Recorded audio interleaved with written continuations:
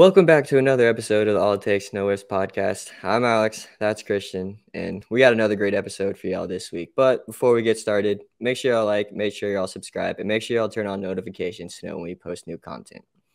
But before we really get into it this week, tell y'all what we're going to be talking about. We're going to be recapping the ALCS and the NLCS. Christian, not a very fun time for you. I'm sorry, but at least it's over now. The suffering's over. It is. But we're also going to be previewing the World Series and giving our takes on it and about some of the standouts so far this postseason. Yeah, we got a fun series to look forward to between Philly and Houston. Halloween weekend coming up, so I had to change the hat up. It's definitely not because my team got swept or anything like that. Yeah, speaking of my team, we got something to say, but let's get into it. We are officially one series away from the end of the MLB season and crowning a new champion. Sorry, Alex. But yeah, the championship series in the National League and the American League, it was really insane, to be honest. That was some top-tier baseball to witness, even though it hurts a little. But to get into the first recap, we are going to talk about the National League Championship Series. Philly against San Diego. Interesting matchup that was unexpected for sure, and it ended up being some super entertaining baseball. Both teams brought it. Both underdogs, two underdogs meeting up. That was really dope. And it really just made for some insane baseball. If I could imagine Philadelphia game 5 must have been electric as hell. And makes me wish I was a fan of a different pinstripe team. Now I'm playing, but it was a dope series for sure. Yeah, honestly, that was a pretty competitive series, even though it doesn't really look like it. It was 4-1 Philly, but I mean, it was still pretty competitive. And I mean, like you said, those Philly fans, they were going absolutely crazy. And to be honest, it's got to be good to be a Philly fan right now. I mean, you got Philly in the World Series and you got the Philadelphia Eagles, the only undefeated team in NFL right now. So, I mean, it's pretty nice to be a Philly fan right now. And I'm really excited to see what they're going to be doing in the World Series because, I mean, these dudes are hot right now. Bryce Harper's playing like MVP Bryce Harper again. He got hot. I'm really glad because I've said at the beginning of this postseason, if Philly wants to do anything, it's got to be on the back of that guy right there. Yeah, honestly, the statistics he's putting up this postseason has been crazy and really leading the way. And I think the biggest thing worth mentioning with Bryce Harper is just how tough of a season that he's had and pushed through it to put the team on his back this postseason and bring them to the World Series. He's dealt with some nagging injuries, like a partial tear in his UCL, and also he broke his thumb getting hit by a pitch. And he hasn't been playing the field for them necessarily this season, but still being super productive at the plate. And this postseason, just going absolutely insane. Like that OPS scares the shit out of me. I'm not gonna lie. That's high for MLB The Show standards. So yeah, Bryce Harper has been historically good this season, and I think this is just bringing to light how kind of, I don't want to say underrated, but underappreciated Bryce Harper has been at this point in his career so far, to be honest with you. Bryce Harper has received some of the most hate I've seen from a baseball player, and he's one of the best players in the world. He was hyped up at a very young age, and he's executing right now, and it's just amazing to see. Yeah, I definitely see what you're saying about Bryce Harper.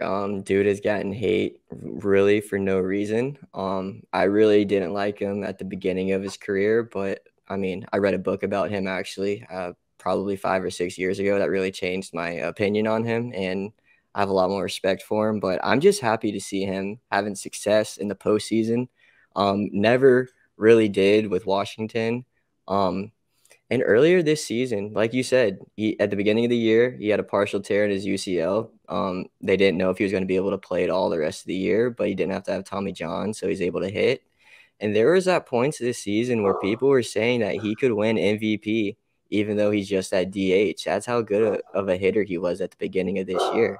And it carried all the way over from last season, too, all the way into this one. And like you said, too, got hit on the hand after he came back from that, it was a little struggle for him, But I mean, dude's picked it up in the postseason. I mean, he's having a historical postseason right now, and he has 5 home runs right now. That's second or third right now in Phillies postseason history for one postseason. Him and Rhys Hoskins are tied with that, but Hoskins' batting average is almost 300 points less than Bryce Harper. Yeah, credit to Rhys Hoskins for stepping up in big moments for Philly, but yeah, it's night and day. Even though they both got 5 home runs, Bryce Harper is obviously hitting like a complete hitter, hitting for power, gap to gap, driving in runs when not even just in the big moments, but even when getting his team in the lead at times like that. Bryce Harper is leading the way with his bat, and it's amazing to see, to be honest, because I know this is still not really a conversation, but Bryce Harper goes to a World Series before Mike Trout. That's interesting.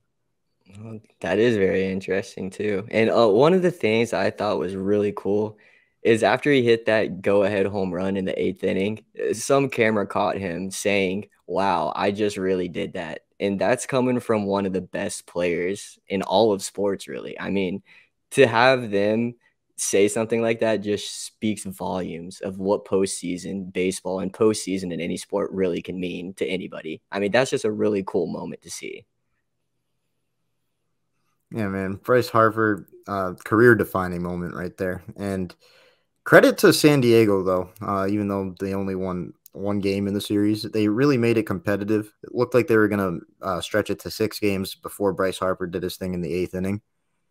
And I feel like they really stepped up this postseason. They exceeded a lot of people's expectations, mine included.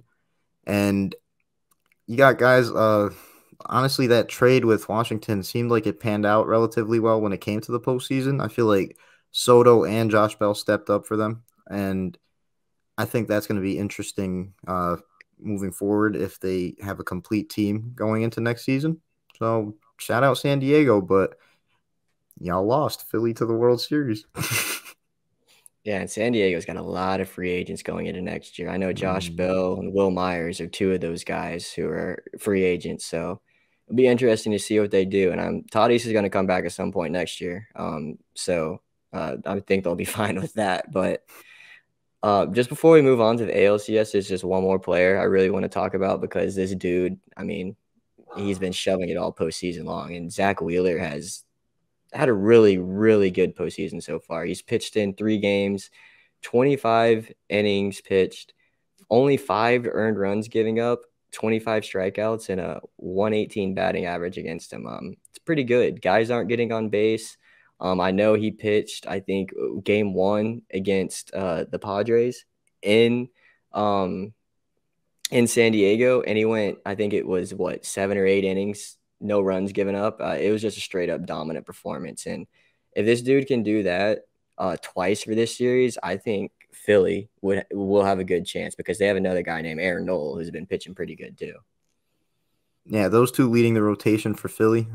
Even against the best teams in all of baseball, Houston included, those guys can put up dominant performances that even in cases that their teams aren't going crazy with the offense, they can hold them and potentially win those games for those teams or for the Phillies.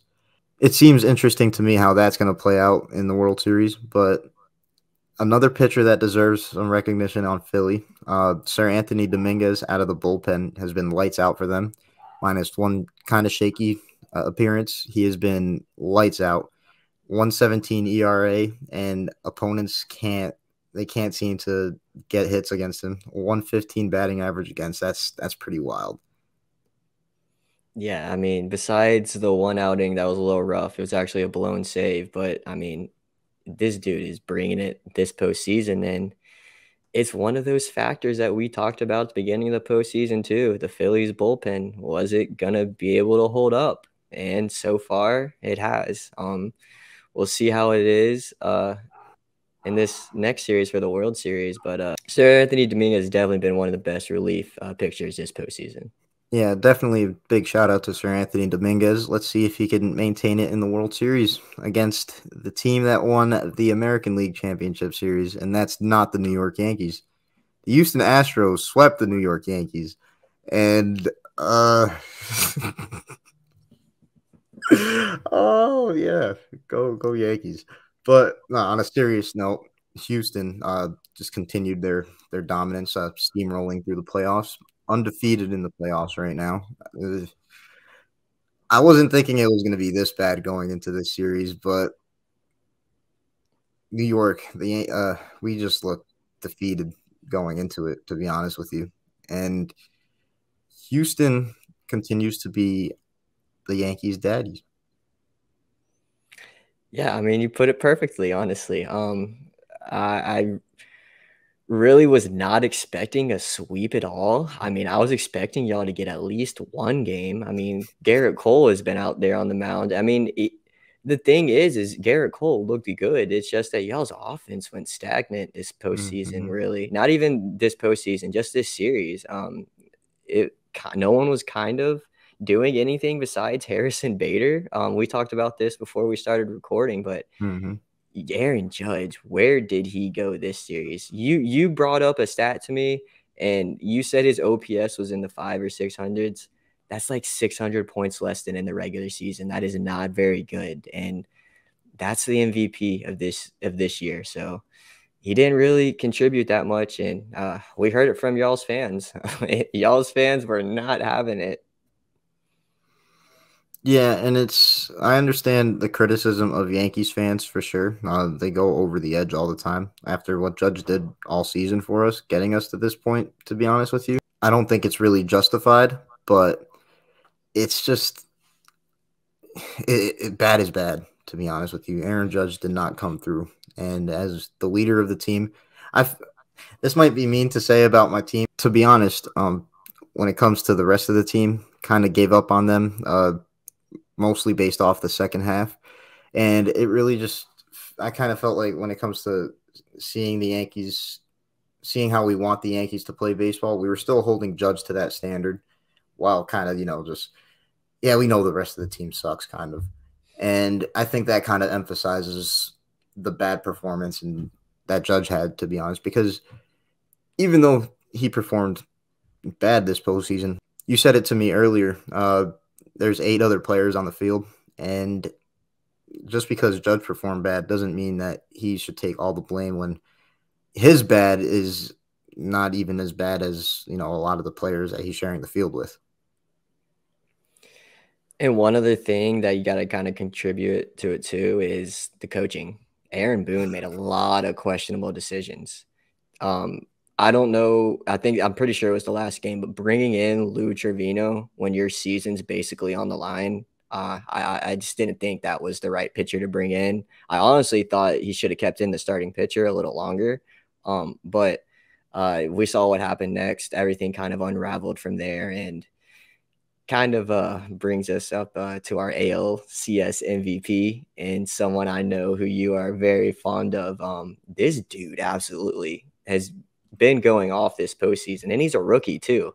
He's playing like a postseason vet, and it's a guy we've mentioned a lot. I mean, Jeremy Pena has just absolutely been really good this postseason. He's got 3 doubles, 3 home runs, not too many RBIs to come with it. That 3-run home run against the Yankees was the only one that had people on base, but a 991 OPS is just, I mean, that's ridiculous right now. And he's kind of, I wouldn't really say carrying the way, but him and Bregman are kind of carrying this offense. Jeremy, man, you said it. I'm fond of this dude. Jeremy is the truth. Bodied my Yankees. Honestly, when it comes to the championship series MVP, it kind of could have gone either way to Pena or Bregman, but I personally feel like Jeremy edged it out a little. No bias there, but yeah, Jeremy went off, and the 991 OPS that's got me lit because Jeremy has coming out the gate. Everybody's known him for his glove, and I feel like this season he's just kind of solidified. Hey, he's got a solid bat, and look at this bat in the postseason. He's going crazy right now. So I think that's a real positive sign for Houston right now, of course, going into the World Series and just the future, because you replace a guy like Carlos Correa, and it's not easy, but I think Jeremy could fill. I don't even want to say fill those shoes. He's doing it already. Make it his home. Yeah, I mean, he's already doing it. I mean, there's no way other way around it. Mm-hmm. Losing a player like Carlos Correa, like you said, is huge, and trying to replace it is even bigger. And bringing up Jeremy Pena, he's just slid right into that role and taking it over right away. I remember at the beginning of the season, his first game, he made 3 errors in the field, didn't make a single error for the next 4 months. I mean, he learned quickly. That was probably just nerves, but I mean, we see where he came from the very first game. Now he's ALCS MVP and playing shortstop for the Houston Astros in the World Series. I mean, it's just kind of crazy. Um, he's a rookie. I mean, it's just really cool to see rookies prosper like that too in the biggest moments.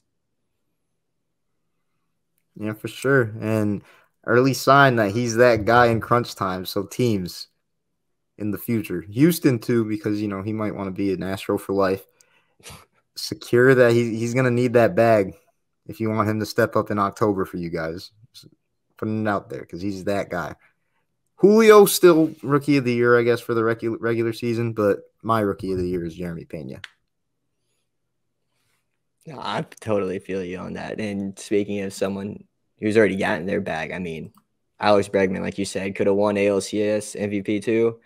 This dude had identical stats from the ALDS and the ALCS. It's kind of crazy. So this is just one of the best, honestly, third baseman in all of baseball.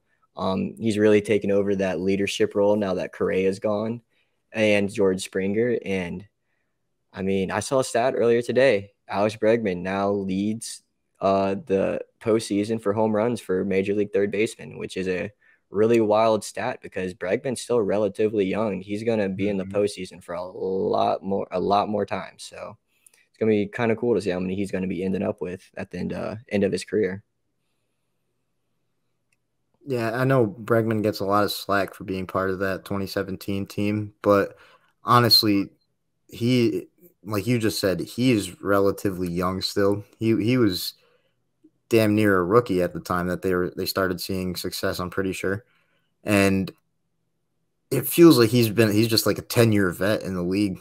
Like just his approach at the plate and everything like that. He's locked in as locked in as ever right now in the postseason. And it's awesome to see because going through the adversity that even though the team brought it upon themselves,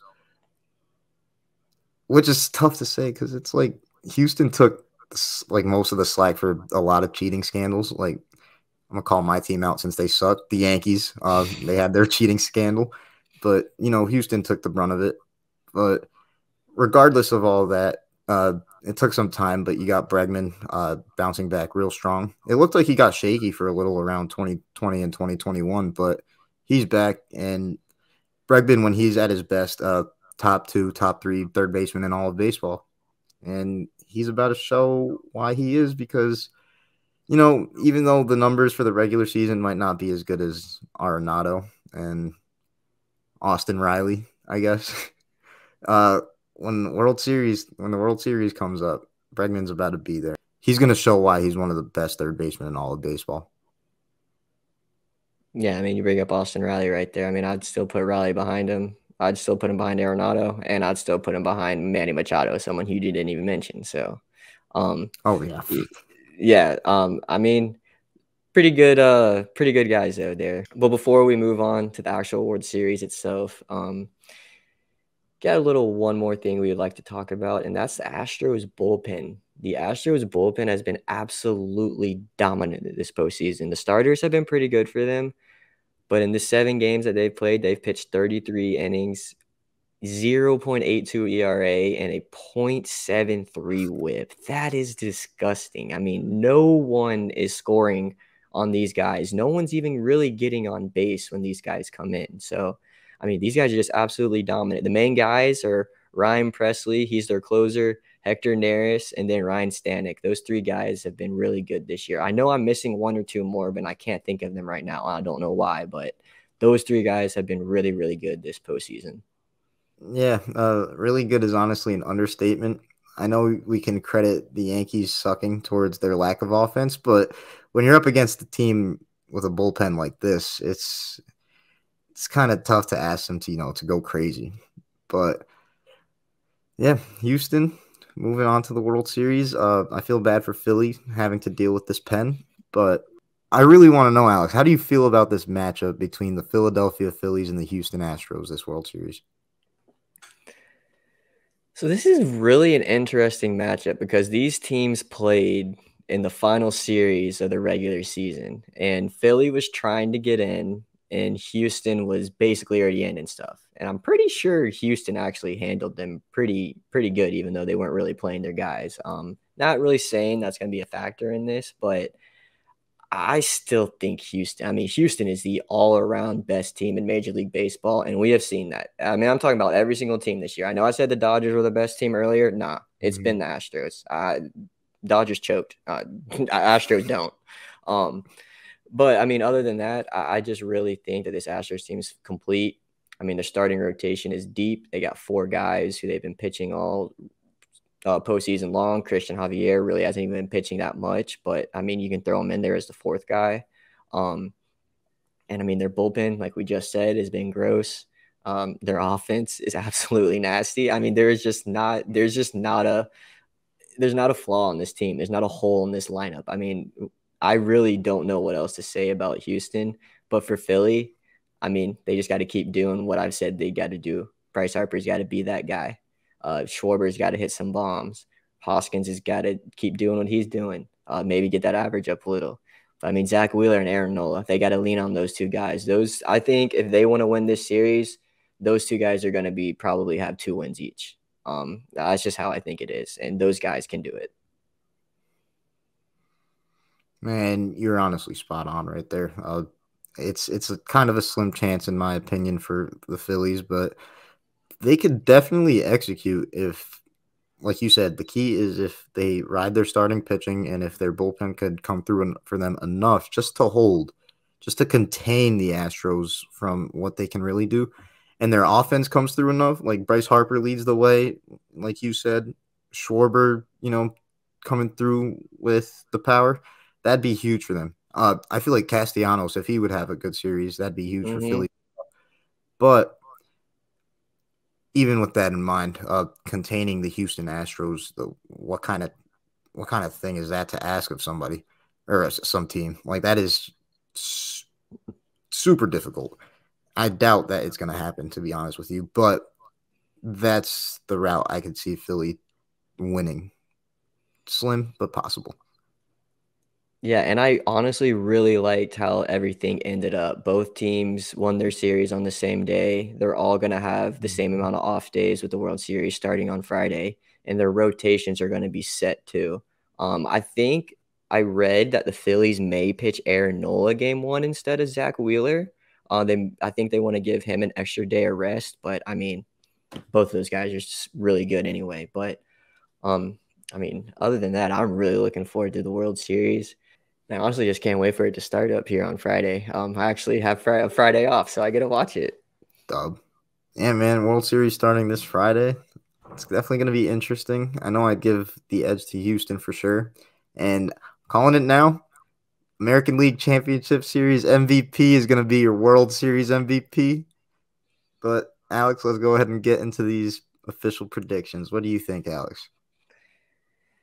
Yeah, so Philly, you've had a real nice run. You've been one of the hottest teams in the past few weeks, but I just don't see y'all getting past the Houston Astros. I mean, this has been one of the best teams in baseball for the past 6 to 7 years. They've been to 6 straight ALCS. They've been to 4 World Series in the past 6 years. They've only won one, but they have experience over all these guys. I think Houston's going to be winning this in 6. I can't blame you. And honestly, with all that in mind and how much better I think the Astros are on paper than the Phillies, I honestly think the Astros are going to get this done in 5. The way they did my Yankees, I hate it. So I feel like they're gonna do any team in pinstripes dirty. I'm kind of just talking shit right there, but on a serious note, the Astros are just really like that this year. They're not their regular season record wasn't their best in franchise history, but it's better. This is, in my opinion, one of, if not the best Houston Astros team in franchise history. Yeah, they're super complete. It's kind of crazy how complete they are all around. I mean, like I said earlier, they don't have a hole in this lineup anywhere. I mean, Mhm. when it even um last few years, they've had, I think, Martin Maldonado and someone else at catcher. Can't remember who, but they got Christian Vasquez this year now. Christian Vasquez is actually a pretty good hitter and a very good defender. So I think he's actually been a really big key to this this offense this year and the defense for the pitching staff. I feel that. I feel that. And even then, the moments that Maldonado fills in, that's a nice backup catcher to have, to be honest with Hmm. you. So, yeah, not one hole in Houston's lineup and just their whole roster. Yeah, when it comes to the pitching, the defense, and the bats, they're like that. And it's crazy that my guy Jeremy Pena is part of that and one of the highlights of this postseason for them. And he's going to continue to be this World Series legend in the making right here. Looking forward to this. No, yeah. And actually, I will say the Houston Astros have one hole, and that is Yordan Alvarez playing defense in left field. That is about the only thing that is wrong with this team. Please take him out of the outfield and put him at DH. I feel that because even if we're not fans of either team, that's just not a pretty sight to see watching it. No, I mean it's not. We saw him almost get hurt with Jeremy earlier this year, and then I've Mhm. seen him misjudge countless baseballs out there. So, Astros, he can hit the hell out of the baseball. Just keep him at DH. Don't put him in the field. Honestly, it doesn't really make a difference if he's in the field for Houston. It's going to be either Houston in 6 or 5. If he's at DH with a better guy in left field for defense, it's probably going to be Houston in 4. No, I'm playing. It's not that drastically bad. It's pretty bad defense, but he's not going to cost him a whole game. I feel like over it.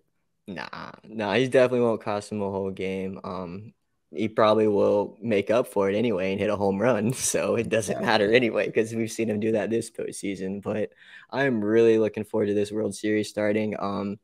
Unfortunate that my Braves won't be repeating. Won't have another repeat champion for another year. Maybe one of these two teams will repeat next year. If Philly wins, hopefully it's not them. And that does it for another episode of the ALCS No Whiffs podcast. Had a great time talking about postseason baseball. World Series is coming up. I know Christian, his boy Jeremy Pena, has been going off this postseason. Hopefully he'll be continuing that going into the World Series. But before we get out of here, make sure y'all like, make sure y'all subscribe, and make sure y'all turn on notifications to know when we post new content.